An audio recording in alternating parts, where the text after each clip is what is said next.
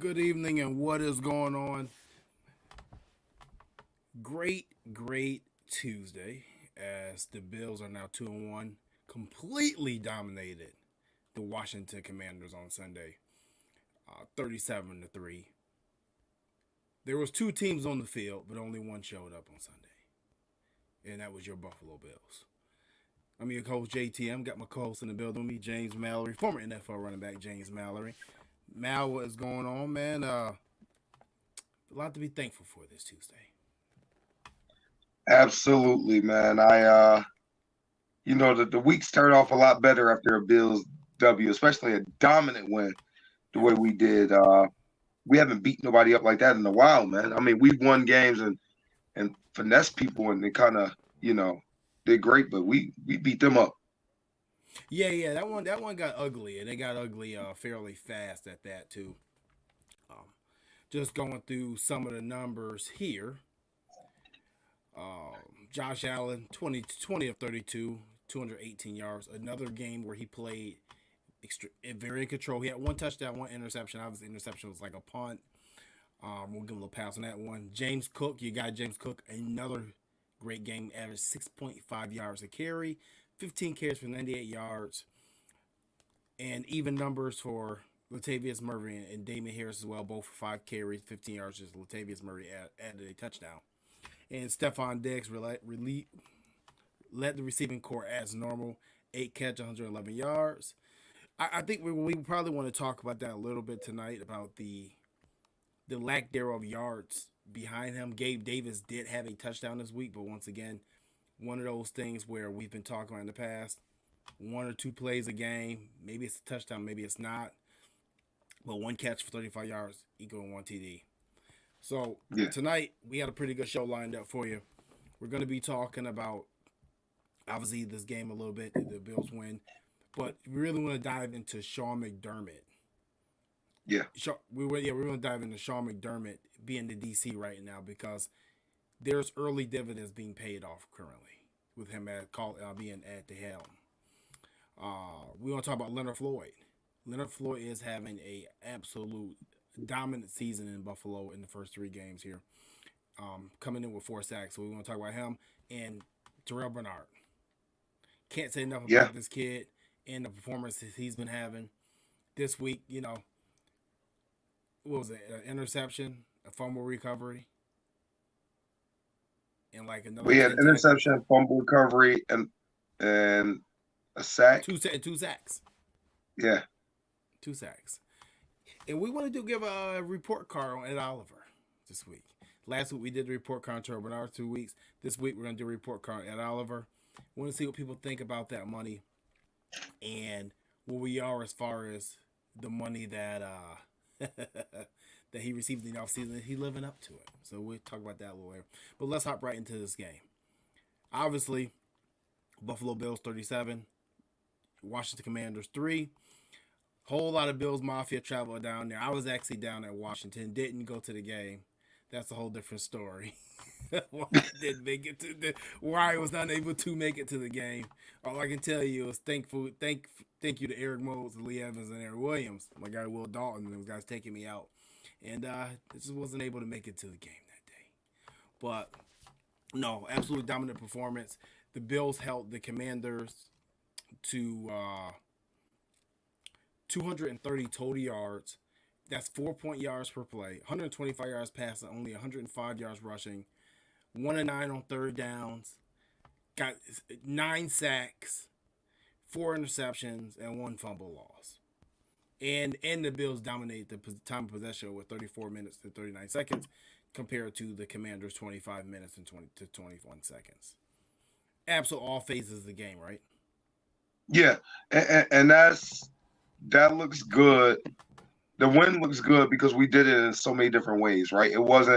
This is the first time in a while that I can remember we've dominated a game without Josh having some crazy stats, right? Right. Usually if we dominate a game, it'd be Josh and threw for 400 yards or something crazy like that, right?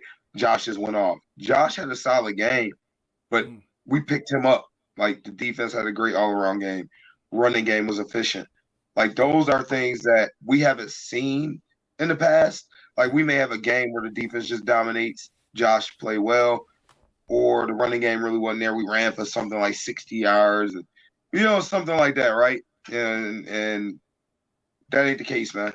You got three running backs contributing, three running backs who can be dangerous as the season goes on. Then you're looking at the defense. We'll get into McDermott, but yeah, we put foot to behind on Sunday, man, and send them home. Yeah, I mean, like I said, it wasn't even close. She had the one big run from Howe at the beginning of the game, and I think that was pretty much all they were pretty much able to muster. The thing is for me is this pass rush is insane. I thought that with that many sacks, you would assume that Sean McDermott sent the blitz a lot. He didn't. He didn't. And actually, I think the Bills are at the bottom of the league right now, or at least the bottom three teams in the league with only a 16% blitz percentage. Yeah. And they're getting to the quarterback. And obviously, I think they're doing things a lot differently this year. I think you see a lot more defensive stunts being ran, kind of different alignments being ran than was in the past year. And that's all to say that Von Miller has still yet to not touch that football field yet. You're seeing a performance from Ed Oliver. You're seeing a performance from Greg Rousseau. You're seeing a performance from Leonard Floyd. AJ Epinesa had a pick six. Yeah. You know what I mean? He did. And I've been tough on him. Yeah, and I have one too. And I think it's been. I think you were tough on him. I think I was tough on him too. I think it was well deserved. I don't think that the Bills were getting the return that they should have been getting from his performances, in my opinion. So I don't think it was ill advised for you to be tough on him. But there are some things that this defense just wasn't doing last year, and for whatever reason, now we're causing those turnovers.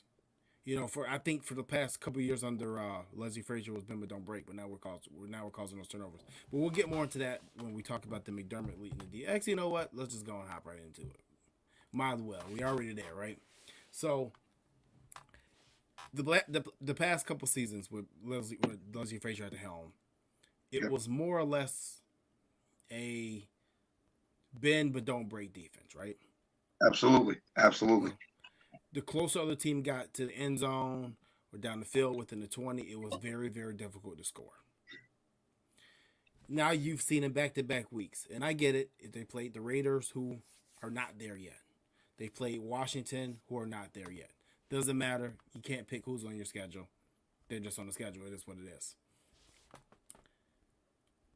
They've completely shut them down.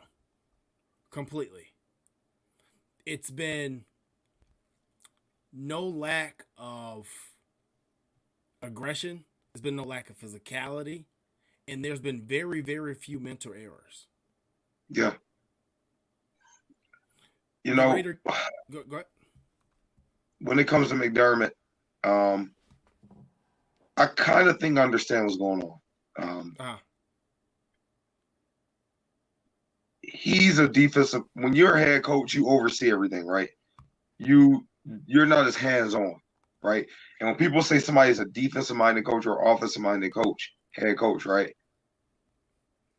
If they're not calling the plays, they're not hands-on at all, right? That defensive coordinator, wherever they're assigned to run that defense, is the hands-on person. So even though it was McDermott's defense, so to say, he didn't have his hands in the pot. Unless, there's some extreme circumstances. We know he's done it from time to time. But now that he has his hands in it, I think he really, really, the people that he have in place, he's really able to put them in position to do what he wants them to do instead of his guy that he's assigned to that role to do what he wants him to do, right? And we have something that we've been missing for a long time. And I've been begging for 3 years. What's that? We have a guy that's a legitimate, just straight pass rush specialist. Not that Von Miller isn't. Obviously he's one of the best to ever do it. But this guy, when you put Leonard Floyd in, that's what he do, period. Von does everything. He's just awesome. But this guy is like, you come in, all I want you to do is go get the quarterback, right? And he's a pass rush specialist. And when you get a guy like that, I mean, we've been missing that for a long time. And I said this, somebody is 6'4", 6'5", more slimmer side, man, they're able to bend and really get after that quarterback. And that's something that we've been missing off this roster. As you know, I've been begging for a Yeah, while for ages. yeah, yeah. I mean, we gotta talk. We definitely gotta talk about Leonard Floyd in this show. Like I said, it's just he's playing out of his mind, and like I said, once again, we have to allude to the fact that Von Miller has still not yet touched the football field in 2023 for the Buffalo Bills. But no, I think overall, Sean McDermott is doing things like he's doing it his way. Yep. And like I said, not for nothing. This is not a knock on Leslie Frazier because I've said the whole time. When the defense was being called last year and when the defensive game plans were being created, Sean McDermott was in that defensive room with Leslie Frazier. So if there was issues with this defense at that point in time, it was 50-50. They both had ownership and part in that, okay? It wasn't just Leslie Frazier. But now, I think that maybe with McDermott's attitude, his wrestling background, and how gritty Sean McDermott is in general, maybe the players are responding a little bit differently. Yep. And that could be the biggest aspect of this. Leslie Frazier was the uncle that everybody loved. And I'm not saying the players don't love Sean McDermott, they do. But I think there's a little bit more ownership and a little bit more accountability for your job when your head coach has the play card in his hand. And too, part of this is he's spending more time with the defense now, not going to both sides of the field in practice, all the time. Or say in the middle field running things. He's with this defense, so I think that has a lot to do with it. And let's not play around with it too. AJ Epinesa is in the contract year. Leonard Floyd is only on a 1-year deal. Ed Oliver just got paid. Yep. So we got some guys that's playing for some big money too. Let's not overlook that. But overall, this defense has responded, and obviously, when you get a Micah Hyde back, when you get a Tre'Davious White back to full strength, and I will say, it's looking more and more like he's at full strength now. Oh, Trey Day, yeah, he's playing, man. He's playing really, really well. Yeah. So, when you get those three players alone, healthy Jordan Poyer, healthy Micah Hyde, Trey White back to full strength. That, like I said, those three guys alone make your secondary a top 5 secondary in the National Football League. Absolutely. And now let's just add Christian Benford to this now. No EJ Gaines, no Levi Wallace. And Levi Wallace had 2 interceptions in the night for Pittsburgh. So shout out to Levi Wallace. I still like Levi Wallace, but he ain't better than Christian Benford, okay? Still shout out to Levi. But Christian Benford is playing at a very high level too.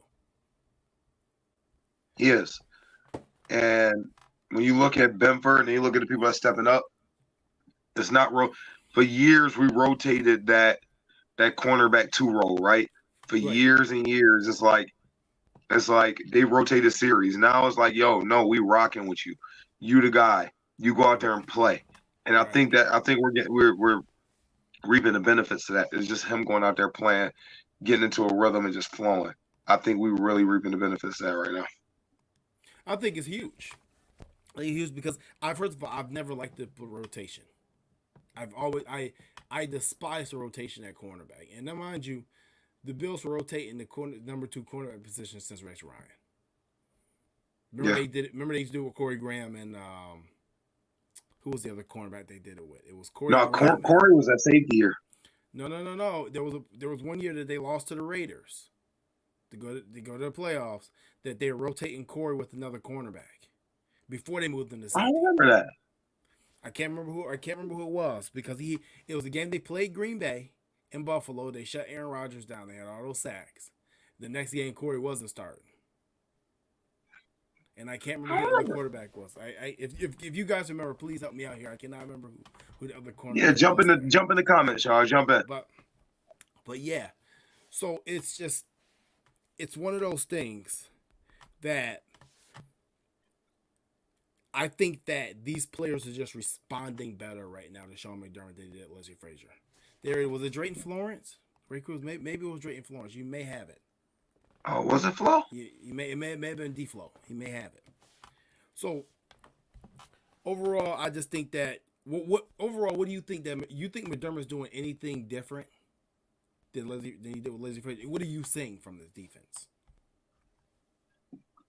I mean, they seem more aggressive, right? But you got to realize last year we had a beat up Poyer. Micah Hyde was out. You had rookie cornerbacks rotating. You had I think it's a lot of factors there that's just why they're playing better. I really do. I mean, we know how valuable those two safeties are. So then you add Leonard Floyd to the mix. I think we're just playing better. Period. I think it's just responding. Yeah, it's simply responding. I think it is. And like I said, obviously, it's a lot easier to play at all facets of the defense when this pass rush is getting to the quarterback and driving pressure. And that pressure is not just coming from the edges either. It's coming from the interior, and I think that's one of the things that we lacked since Kyrie Williams and Marcel Davis was getting pressure from the inside. We never really were able to push the pocket from the inside. It felt like. Actually, I'm looking up now. I actually want to see who that other cornerback was. It was Corey, and dang, I really want to know who that was. Like I said, I'll have to find it later, but I'm not gonna think about. Dang, I think I'm gonna remember it when I get off air here. But moving on, to Leonard Floyd. Leonard Floyd is playing out of his mind right now. Absolutely. He has 4 sacks. He has 8 total pressures, 3 assisted tackles, and 3 hurries. This is a guy that we knew what we were getting when we signed him. This is a guy who had 29 sacks over the past 3 seasons in LA. Come here. Mind you, 29 sacks at a part-time role. Wasn't every down what we paying him right now, JC? I thought it was somewhere around $7 million. I'll go look when you're talking about him, and I'll let you know. But I thought it was somewhere between that somewhere between 7 and 10 million, I believe, this year. Okay. That dude, when I tell you he balling out of control, he is, man. He was when we signed him. I got on the phone and called you immediately. You know what I mean? Because this is what we've been missing. Because where he's gonna really come into play is a go get him dude, right? There's gonna be packages in big games. We're gonna have Von Miller and Leonard Floyd on the edge. You're gonna have Greg Rousseau at a D tackle. You'll have Ed Oliver at a D tackle, and them dudes are gone. They're gonna go. They're gonna go. And I think that's very dangerous because you're talking about a lot of speed, a lot of power on that defensive front. But man, what a get, right? Now me, JT. I start thinking about re-signing them. Re-signing guys like that. Like, can we be able to get another year? Can we extend them for a year? Daquan Jones, I think that's the person we got to extend immediately. We got to give him a contract extension like yesterday. I think we got to extend him for another couple of years. But that's another story. But with Leonard Floyd, huge get if we can keep him healthy. And I'm gonna love the rotation. When Von comes back, I'm very interested to see if that's gonna move Shaq Lawson to an inactive. He's been playing solid too. He's not playing bad football. So I'm very interested to see how this is going to shake out. Our defensive line room when healthy, this is what we've expected out of our D-line in the last few years when we paid so much money. This is what we expected to see. You know what? It may be Shaq that's going to be inactive, I would assume, because the way AJ Epinesa is playing well too. Yeah. So, like I say, because obviously this week Poona Ford was inactive, and I think Jonathan Kingsley was active. Well, no, was Jonathan Kingsley active this week again? Kingsley was active for the first time. So maybe that may be your role. Maybe it's going to be Kingsley. What I'm thinking is do you cut Kingsley, put him to the practice squad? I don't think you can. Right? I don't know if I don't think you'll be able to stash him, man. You got some pretty decent film out there so far. I don't think you'll be able to stash him. yeah. So somebody's got to go, Yeah, somebody does. and with that, I think it would have to be Kingsley. I don't think it's Shaq Lawson. I think it's Kingsley. Yeah, could be. Could be. I I think mean, it's Kingsley. You release him, you put him on the practice squad. Shaq Lawson becomes your inactive.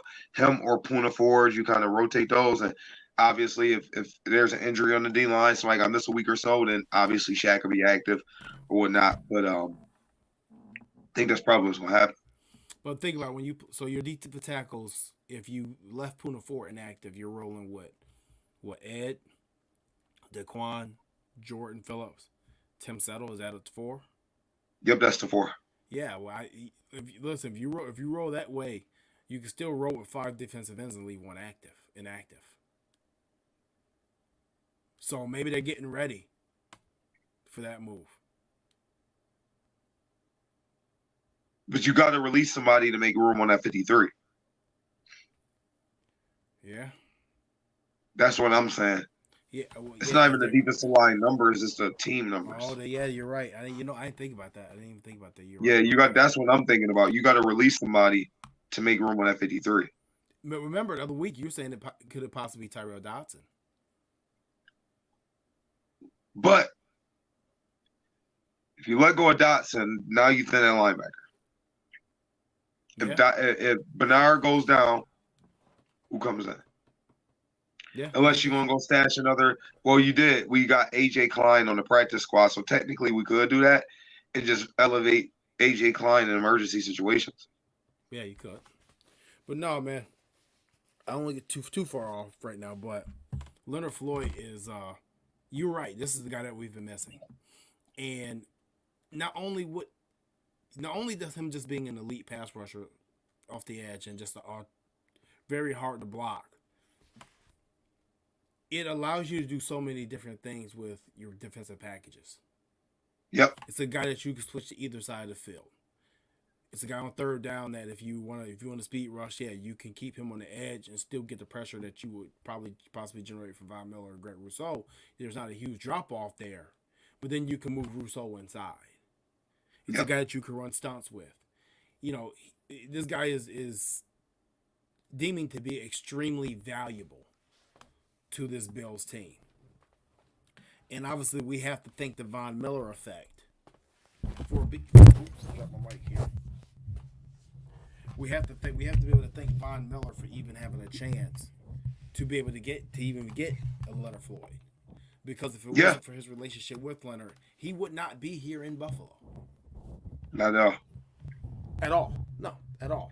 Because if I'm not mistaken, he said he turned down more money to come here. Right. I think this is the guy that what we were looking for from Jerry Hughes for the past, last 3 seasons here. And at that point, Jerry probably should not have been every down lineman anymore. Leonard Floyd has given us. Yeah. And some. Big question for you is Jerry Hughes still playing? He's still in Houston? He's with Houston, I believe. Okay. I believe with Houston still. So, it's just one of those things, man. It's one of those things that they hit the jackpot on this one. And after so many misses, that's like Trent Murphy. Who else did we miss on there? That's his defensive position. Trent Murphy was. Can we not talk about that? Oh, you really? We did. We paid him all that money, JT. Yeah, Mario Addison. That's another one. After these couple misses that we've paid a good amount of money for, it's coming to fruition. With Leonard Floyd, so we're well worth the wait, I would say. Moving on, I want to move on to his defensive line counterpart here, and Ed Oliver. Okay. Now Ed is a guy that, like I said, I wasn't keen on that contract, man. I'll be the first to tell you. I say, JT. Yeah, you said it. You said it. I was not keen on that contract because I felt like he had not earned it. And I'm not gonna lie, I often get worried when we play in any team. when you pay players for potential. I do not feel like Ed Oliver had the film before to garner $68 million. I did not feel like he held the stats to garner $68 million. But what I will say is he has responded after getting his payday. Pat on the back. Pat on the back. I went to this season and I specifically said, listen, man, I know what he can do in the run game. I know how disruptive he can be at times. But that ain't what we drafted him for.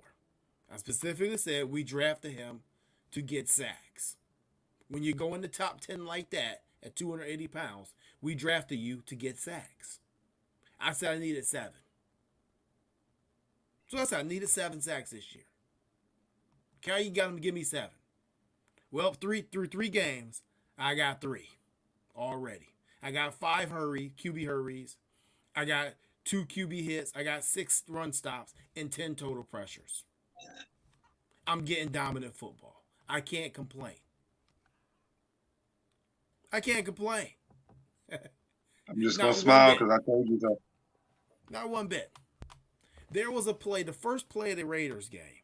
He drove the guard back into the seat of Josh Jacobs and sat him down for a 2-yard loss. I saw him push around the guard in Washington multiple times in that game. I can't complain. He's earning his money. If I had to give him a grade right now, Ed Oliver gets an A. A big A with a big circle that your teacher say, keep doing a good job.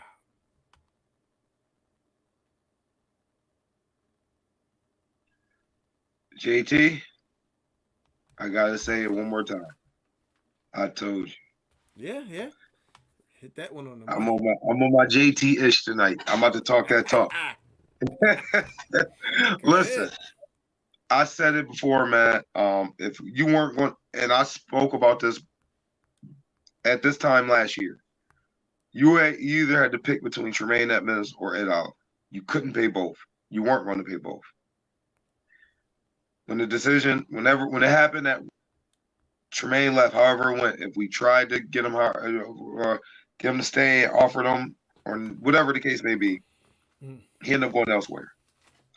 At that point in time, you can't let another first-round pick walk out the door, especially if it's not a clear bust. To me, I like what Ed Oliver was doing. I'm a guy, kind of watch film, look at things that way.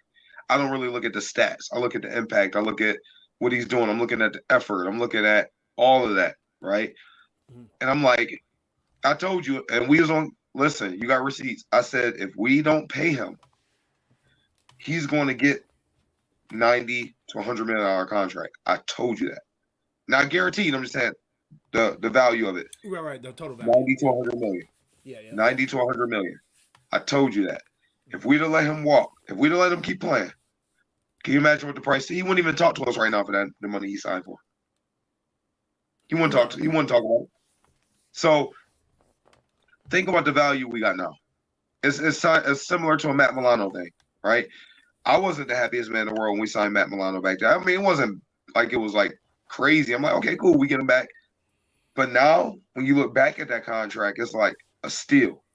Right. You know what I mean? I love what he's bringing to the table. I love the fact that we got him locked up. I love the fact that there's security there. I love the fact that you look at across that D-line, your 3 best players right now are locked up for at least 3 more seasons, right? You don't have to lose sleep at night wondering if we're going to be able to get them back. Von Miller, Russo, and Ed Oliver are locked up, right? You look at the defense. All your important figures are all locked up for multiple years.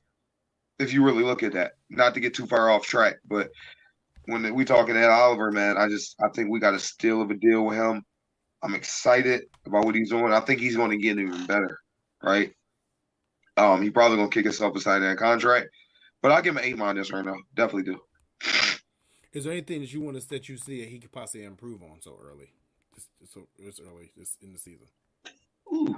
I mean, it's all around game. The only reason I'm giving him an A-, still when I think about that damn Jets loss, I can't give anybody on the team an A just yet. So we had to get that dub. Yeah. Yeah, it's gonna be interesting to see. Like I said, he's playing so well. It's a guy that you don't really want to take off the football field right now. Actually, you know what?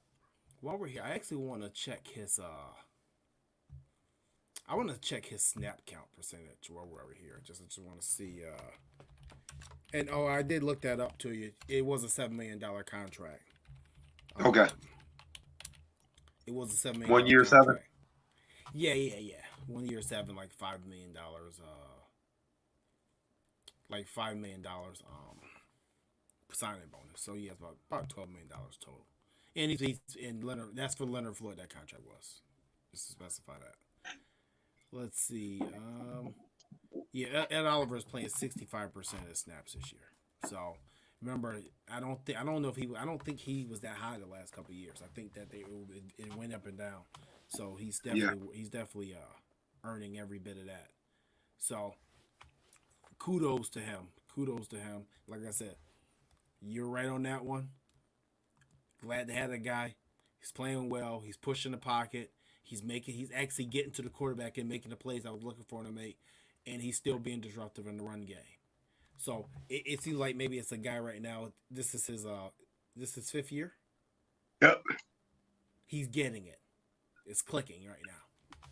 So kudos to the Bills for getting that done, and kudos to him for living up to the money. Because a lot of times guys get paid, and that's it. So, guys, while you're watching the show, make sure you give us a like, a follow, and a subscribe on your platform. And don't forget, it is brought to you by Checkers. So, the final topic at night that I really want to dip into, and I know some of you guys probably want to talk about the Miami game, but I think no, not Kirksey. I know Kirksey retired. I'm talking about Kingsley Jonathan, as far as the roster spot. Kingsley Jonathan, Terrell Bernard, and actually, I do want to talk about Kirksey retiring possibly too. Not right now, but right after this, we're going to Kirksey. Bernard, is this dude him right now? Because that game he had versus Washington made anybody, including us, who thought about Tremaine Edmonds and the departure of Tremaine Edmonds, forget about him. 2 sacks, an interception, a fumble recovery, and like 6 tackles is what Terrell Bernard had versus the Washington Commanders. Yep. Absolute dominant performance. And we've been saying since he stepped on that field week 1, we didn't know what we were going to get. We had not a clue. Okay? I know people are putting stuff out like I said this and you said this, and listen, nobody knew. Because if everybody knew this, he would have been a high first round pick. Absolutely. Nothing to talk about. Okay? So no, we didn't know that much. You could say it, you could say nobody actually knew. You had an idea, but you didn't know. He's all across the football field, and his instincts alone shows a big difference between him in the middle of this defense and Tremaine Edmonds in the middle of this defense. There's a big difference there when it comes to the instincts. Where Tremaine made it hard for quarterbacks to throw above him because of his size and arm length. Terrell Bernard is making it hard for quarterbacks to throw not only above him, as you saw him get the interception versus off Sam Howell in Washington, but also throw around him where you saw Aaron Rodgers and Zach Wilson having problems throwing the ball left to right. And the same thing for Jimmy Garoppolo. He's making it hard for quarterbacks to even utilize the middle of the field as a whole. Yep. The Bills may have just hit on, like we talk about them striking gold or Leonard Floyd or striking gold on Christian Benford, striking gold on James Cook right now. Terrell Bernard may be the most important part of all, especially with the teams that you're going to have to face in the AFC. When you're talking about the Bengals, and you're talking about Lamar Jackson, and you're talking about these Miami Dolphins that we're going to be playing next. The Bengals were And like crap last night. I had to throw that out there. Oh my goodness. they like But crap yeah, this whole season. But just saying, I think they're going to yeah, be. yeah. I know. They gonna be there. When we get to end, they're going to be somewhere floating around, I think. They gonna be there. Okay. And let's not forget about those Kansas City Chiefs who keep finding ways to win. And when you talk about Travis Kelce, Terrell Bernard may be the most important part of this equation. And you know what? When I say that nobody knew, that may be one person that knew. It may have been Sean McDermott. Sean McDermott may have known this the entire time. Well, we got somebody on the CFR team that also believe that as well. Yeah, you're Mike Backbone. Mike Back did say it. He said it last year. 110% Mike Back said that. He did. He may have been the only person I saw that actually said damn near guaranteed Terrell Bernard is going to be the starting middle linebacker of the Buffalo Bills in 2023. And I didn't listen. I just brush it off. Like Mike just talking. I'm not listening to Mike on this one. The Bills will sign middle linebacker. Look at this list of free agents. Levante David. David White possibly requesting a trade. Eric Kendricks is cut. Bobby Wagner out there again. There's no way in hell that the Buffalo Bills are going to go into the season with Terrell Bernard, who hadn't started one game at outside linebacker last season. Didn't see him at one snap in middle linebacker during the 2022 season. It's going to be a start middle linebacker of the Buffalo Bills. No way. Oh boy. Not only is he the starter, but he's making plays. He's making plays that we did not see Tremaine Edmonds make until about his third season in the NFL. We talking about this dude's third game starting. Mal, what you got for me? I mean, he's playing really well. I'm not going to just jump out there like, yeah, he's the man. There's 3 games. Mm-hmm. People will get your tendencies, just like with McDermott defense. People will learn you a little bit, still a little new, a little fresh. People will learn it. Not saying I don't think he's a baller. I definitely think he's a baller. Some people are just football players. He's that. I think he'll continue to do well. I'm excited, man, because that dude flies around, man. He flies around. He flies around. He's a game wrecker. Like, you see, when he see it, he goes. There's no hesitation in his game. He goes. He's in go mode. What a lot of Bills fans will say is like Tremaine Edmonds will be hesitant at times. This dude is not hesitating. He's coming forward, and he's reacting to the play. So he might be him. We'll find out soon. But it's trending that way right now, JT. It's trending that way. It is. And, the thing is, I'm seeing a guy that's not getting overwhelmed. And I've seen him against 3 different offenses. I've seen against a power run offense in the Jets. I've saw him against a balanced offense in the Raiders. And an offense who wanted to come out and actually throw the ball in Washington. I've seen 3 different offenses. Now, this Dolphins offense they're going to face is a whole different ball game. That right now is the best offense in the entire National Football League. And guess what? Yeah, it's a lot of basketball and grass. So he'll be running around a lot this weekend. But they are obviously a great offense. So yeah, no question. Like I said, best offense in the NFL right now. So that's going to really be his test that we can see, because they utilize the middle of the field better than almost any team in the league right now. They utilize those flats and swing passes better than almost anybody in the league right now. And God knows we're going to need his sideline-to-sideline speed for 4 quarters. Yep. Versus them. But I will say this.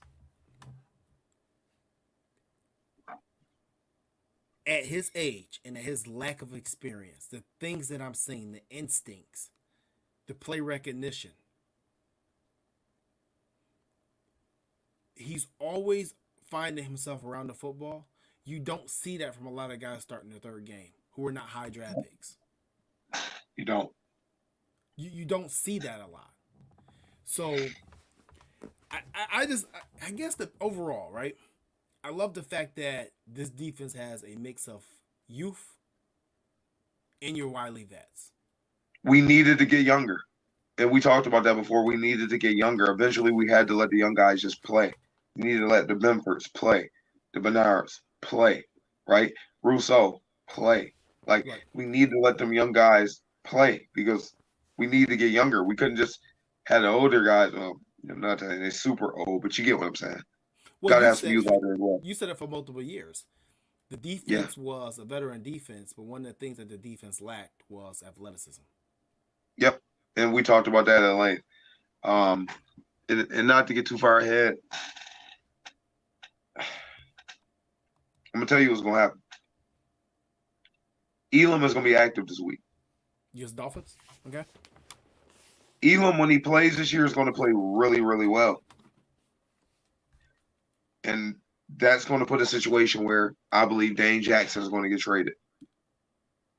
Because I told y'all before, I don't think Elam is playing bad. I think Benford is just that good. Right. Where their hand is forced. I'm gonna make a bold statement with that one. I think he's gonna get in. I think he's gonna play really, really, really well. Because this type of game right here is right up his alley. That's what he do. It was last year. This is what he do. He saved us. This is what he do. He saved us versus Miami last year. So, like I said, track meets running around. That's his skill set. And like I said, I can't wait to see Terrell Bernard versus this defense. This offense of Miami as well. I'll get to a couple questions that we'll get ready to get off the air here. And actually, I'm thinking we may do another quick show tomorrow, just a preview of just Miami Buffalo, because I think this game is that big.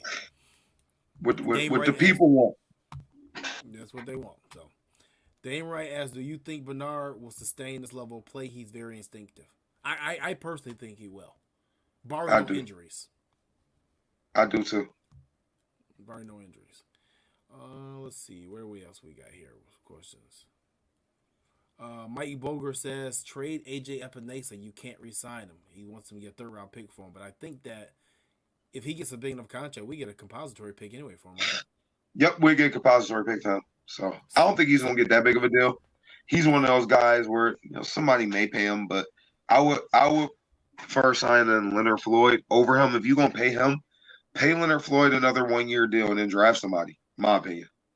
That's how I do. Or it's nothing that he can do that Shaq can't give us for another year.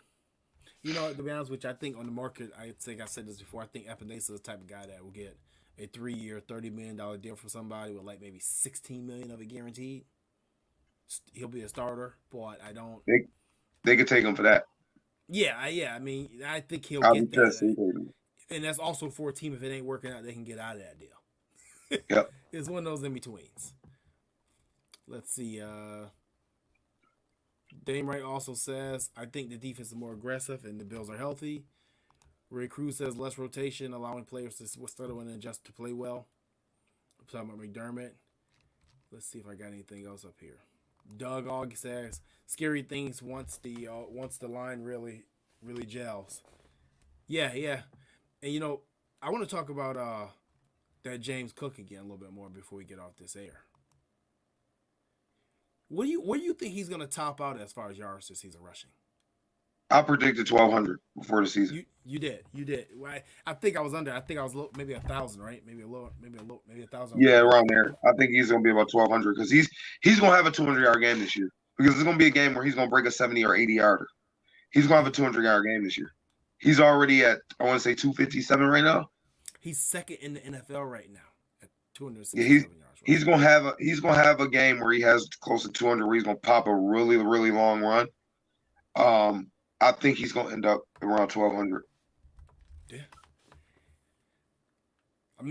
I was talking to our guy Anthony Farrell, and he said he reminds him so much of Thurman Thomas.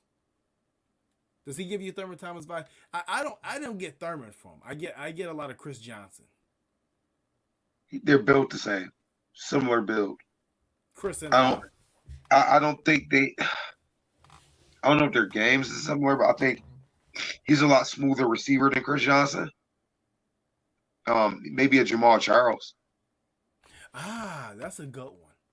That's a really good comparison right there, Jamal Charles. Yeah, Charles was a terror. Yeah, he is a beast. People forgot about That him. doesn't give enough credit for how good he actually was. Boy, I've been looking at this kid. I'm just like, man, who does he look like? Because him and Dalvin are totally different, Totally. totally different. So, let's see. Mike Bogart says, "What is it with these end around and screens to Diggs? He has never broken one. It's a waste of a play." You know what? I don't think it's a waste of a play. I actually like. I know there were some complaints about during the game about some of the screens that they ran. I think that you have to have those plays in because it's misdirection. You're shifting the defense. You're keeping the defense honest. What do you think, Jet Mallory, about some of these screenplays? And I think they talk about too some of the end arounds to Deontay Hardy. Well, the screens and digs, you have to get it's simple. You get the ball in your best player's hands. However you do it, you do it. Mm, He needs to touch the ball 8 to 10 times a game with nothing to talk about. However you get it to him, I think you do that. And you say that now it's not a waste of play because now a team's got to plan for it and they got to respect it. So now would you start doing this play actions off those motions, and now that opens up things downfield, and eventually Hardy's going to get around the corner. He's going to break one. yeah, he gonna make it. Somebody's gonna lose containment at some point, thinking that they see Yep. something and it ain't gonna be there. And when they do, good luck catching them. Yep. So, like I said, I mean, I even say this, and one day, I guess maybe next week after this Miami game, maybe we'll do a Ken Dorsey report card for Week 4. Maybe that'll be our report card person for that day. Yep. I think Ken Dorsey has been calling some pretty good games so far.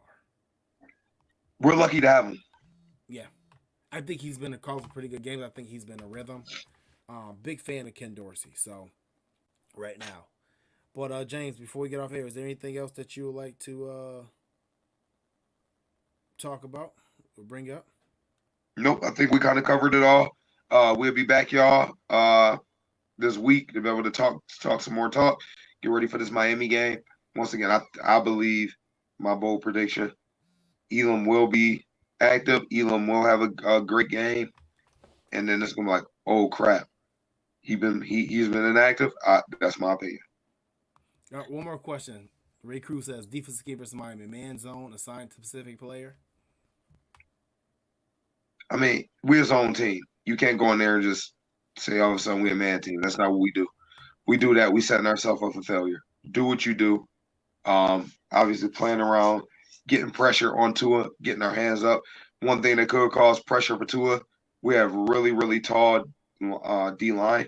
So we literally, besides, we can go a D line across the board. Everybody's 6'4" or taller, 6'5" or taller.